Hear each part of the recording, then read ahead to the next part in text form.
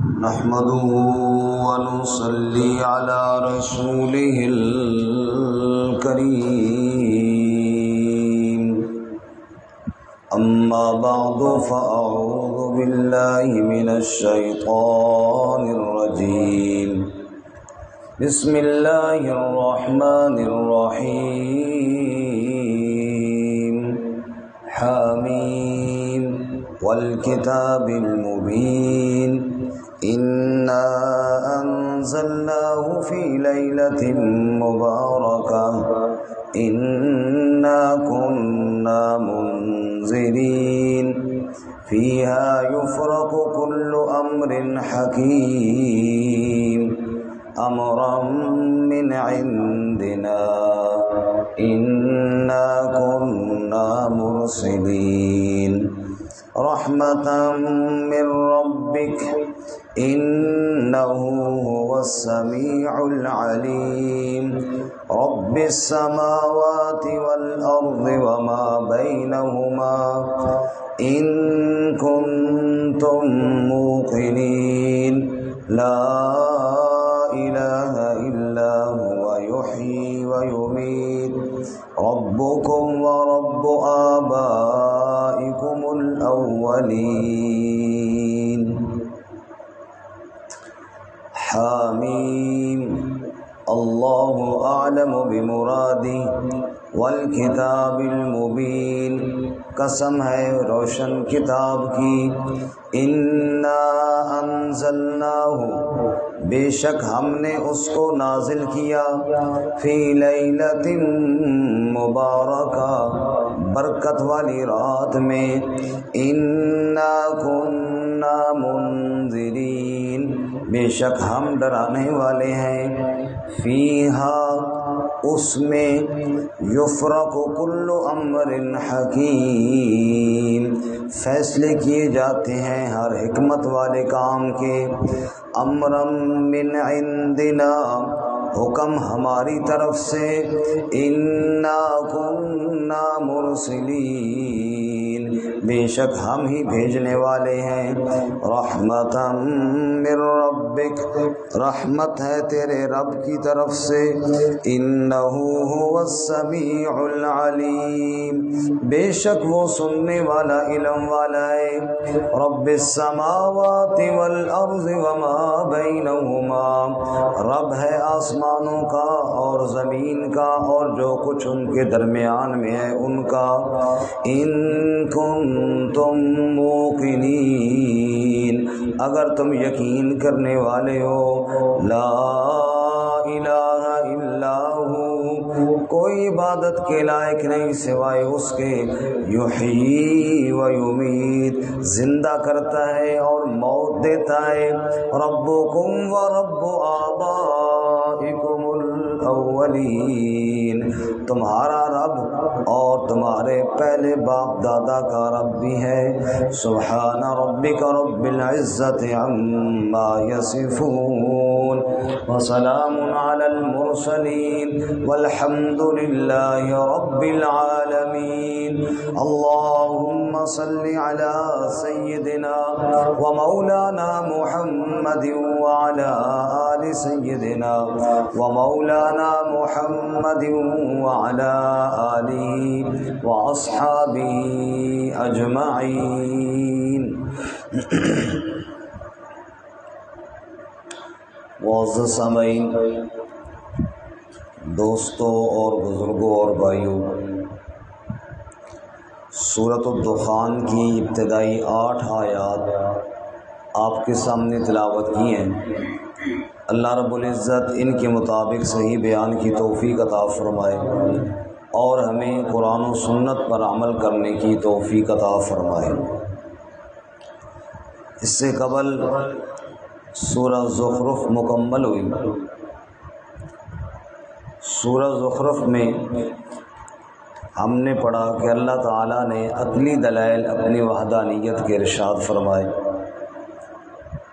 اور اس بات کی تردید کی کہ اللہ اولاد سے پاک ہے۔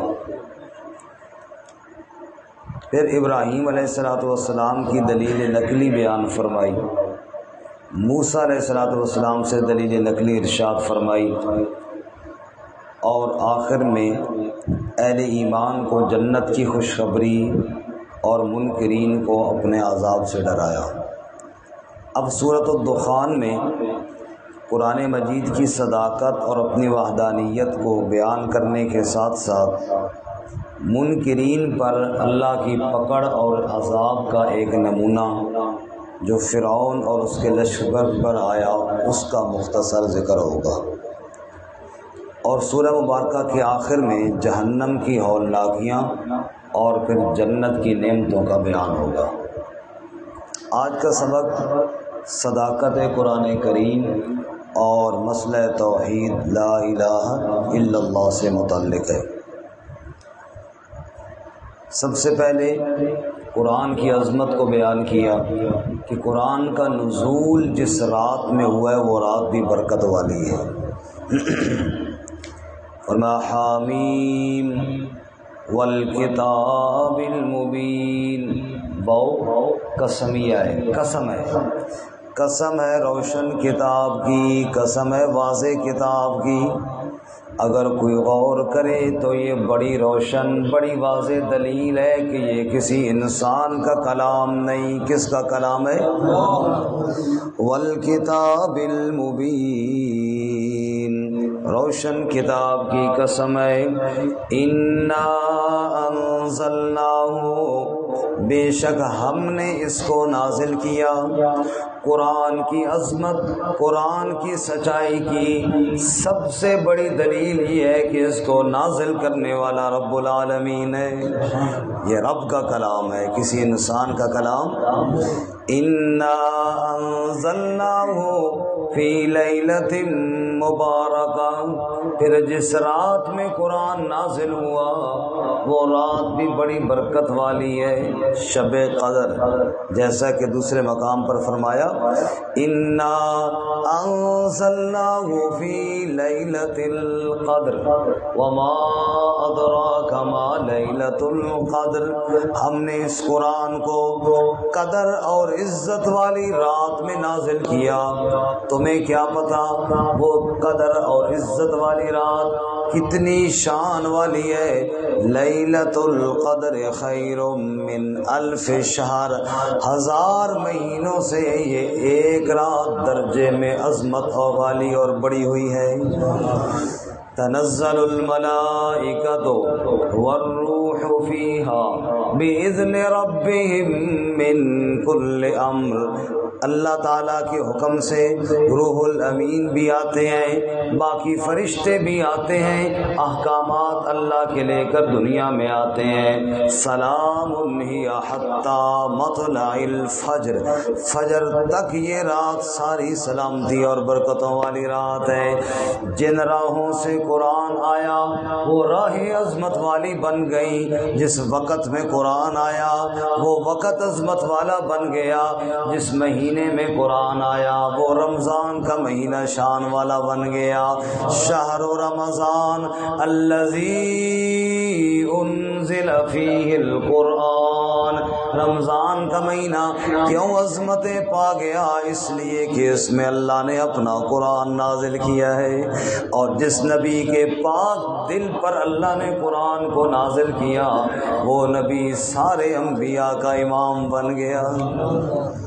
اللہ ہمیں بھی قرآن کے ساتھ تعلق نصیب فرمائے۔ قرآن عزتیں والی کتاب ہے، جو اس کے ساتھ جڑ جائے گا وہ عزتیں پائے گا۔ ساری کائنات اس کو ذلیل کرنے کی کوشش کرے، جو قرآن کے ساتھ جڑا ہوا ہوگا وہ عزتیں ہی پائے گا، ہے جو عزت والی کتاب۔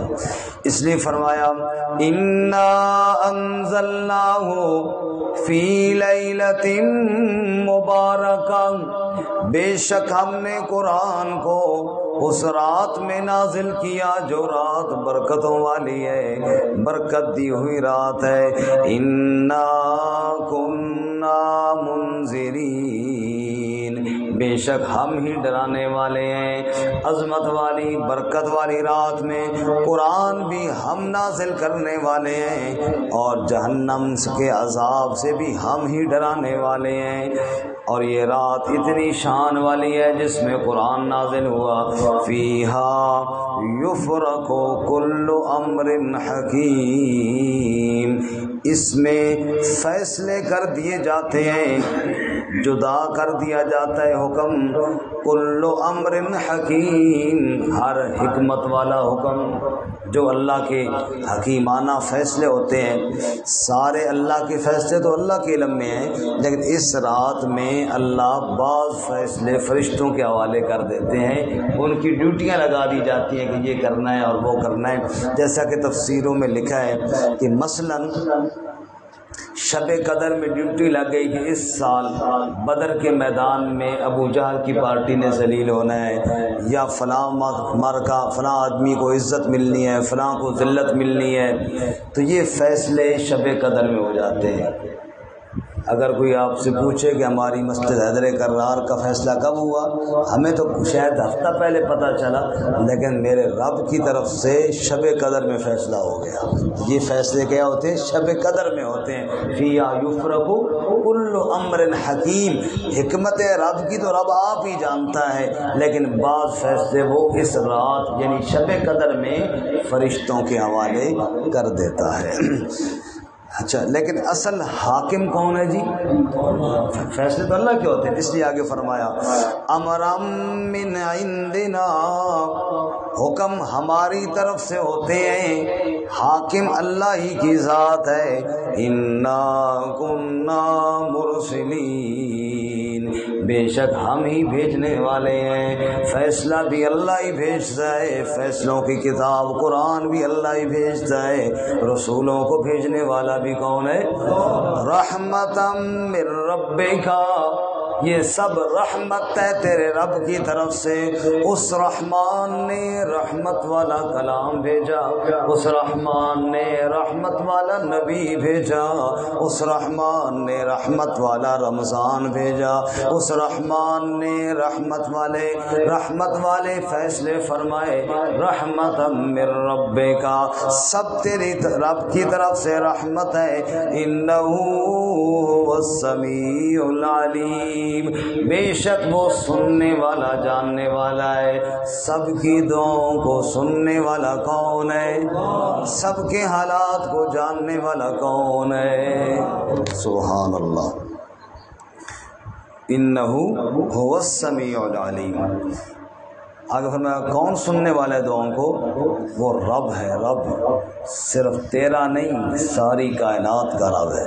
رب السماوات والارض، رب ہے آسمانوں کا اور رب ہے زمین کا۔ وما بینہما، جو کچھ اس کے درمیان میں ہے، سب کا پالنے والا کون ہے؟ سبحان اللہ۔ سلیمان علیہ السلام بارش کے لیے نکلے کہ دعا کریں، ابھی دعا نہیں کی کہ رب نے فرمایا بارش کا فیصلہ میں نے کر دیا۔ یا اللہ اتنا عرصہ تو بارش آئی نہیں اور ہم نے ابھی دعا کا ارادہ ہی کیا تو نے فیصلہ فرمایا۔ فرمایا سلیمان تمہاری دعا کی وجہ سے نہیں، ایک لنگڑی چونٹی کی دعا کی وجہ سے میں نے بارش کا فیصلہ کر دیا ہے۔ وہ صرف انسانوں کا رب نہیں، وہ تو کیڑوں مکوڑوں کا بھی رب ہے، وہ تو حشرات الارض کا رب ہے، وہ درندوں کا بھی رب ہے، سب کا پالنے والا صرف کون ہے جی؟ رب السماوات والارض، رب ہے آسمانوں کا اور رب ہے زمین کا۔ وما بینہما، جو کچھ ان کے درمیان میں ہے اس کا رب بھی ہے۔ ان کنتم موقنین، اگر تم یقین کرنے والے ہو، اگر تمہیں یقین آ جائے ساری کائنات کا رب کون ہے؟ لا الہ الا ہو۔ نتیجہ ساری باتوں کا خلاصہ، جب پالنے والا اللہ ہے تو پھر عبادت کے لائق بھی اللہ ہی ہے۔ لا الہ الا ہو، کوئی الہ نہیں، کوئی معبود نہیں، کوئی عبادت کے لائق نہیں، سجدوں کے لائق کوئی نہیں، رکوع کے لائق کوئی نہیں، ہاتھ پھیلانے کے لائق کوئی نہیں۔ لا الہ الا ہو، صرف کون ہے؟ اس کے علاوہ اور کوئی بھی نہیں عبادت کے لائق۔ یحیی و یمیت، جو زندہ بھی کرتا ہے اور موت بھی دیتا ہے، جس کو چاہے زندگی دے، جس کو چاہے موت کے گھاٹ اتارے۔ ایک وہی ہے رب کی ذات جس کے ہاتھ ہے موت حیات، نہیں کوئی مالک رب کے سوا، لا الہ الا اللہ یحیی و یمیت، وہ زندہ بھی کرتا ہے اور موت بھی دیتا ہے۔ ربکم و رب آبائکم الاولین، تمہارا بھی رب ہے، تمہارے پہلے جو باپ دادا گزر گئے ان کا رب بھی کون ہے؟ سبحان اللہ۔ تو خلاصہ یہ نکلا، قرآن بڑی عظمت والی کتاب جس کو رب نے نازل کیا، اور جس وقت میں آیا وہ رات بھی بڑی شان والی ہو گئی ہے، لیکن قرآن کا پیغام سب کی دعاؤں کو سننے والا اللہ، سب کے حالات کو جاننے والا اللہ، آسمان و زمین اور اس کے درمیان میں جو کچھ ہے سب کا رب اللہ، لہذا معبود بھی صرف اللہ، جو تمہارا بھی رب ہے اور تمہارے باپ دادا کا بھی رب ہے۔ اللہ تعالیٰ ہمیں اپنی